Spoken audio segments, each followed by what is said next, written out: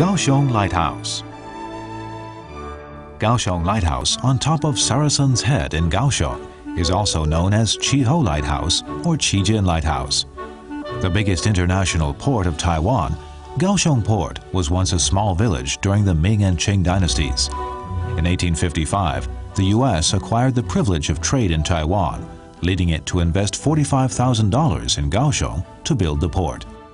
In 1860, Britain and France made use of the war to force the government of the Qing dynasty to open 4 trade ports in Taiwan.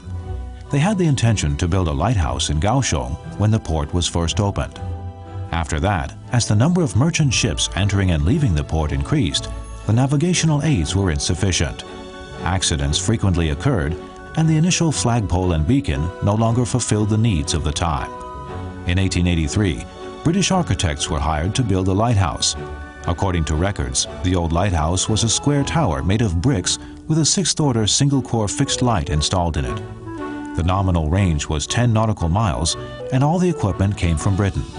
In the Japanese-occupied period, the Japanese expanded Kaohsiung and built a new lighthouse next to the old one, which is the Kaohsiung Lighthouse we are seeing today.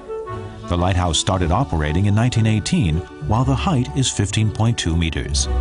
In front of the lighthouse is a Western-style office.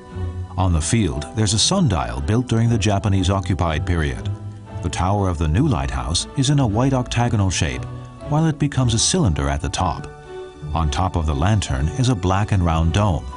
We get to see the extremely beautiful view of Kaohsiung from the gallery of the lighthouse. Kaohsiung Lighthouse features an anemoscope on the dome. It's the world's only anemoscope that has Chinese words but not English written on it. It's also the second Western-style lighthouse after Uluanbi Lighthouse. The lighthouse has been renovated many times since Taiwan restoration.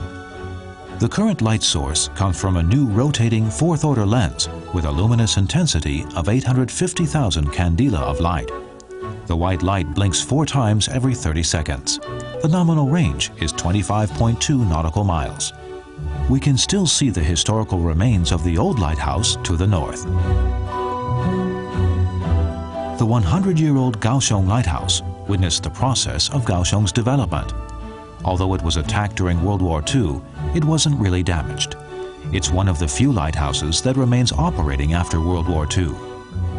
In 1987, the lighthouse was designated a municipal monument and was opened to the public in 1992. Inside is an exhibition room which shows documents, lamps, and important business and logistical information. The western part of Chiho Mountain is full of coral reefs, while the cliff is steep and dangerous, forming a long, narrow sandbank.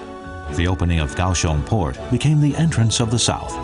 It is an international trade port for military, industry, trading, and fishing industry uses. Since it opened, the real look of the formerly closed military zone has been revealed.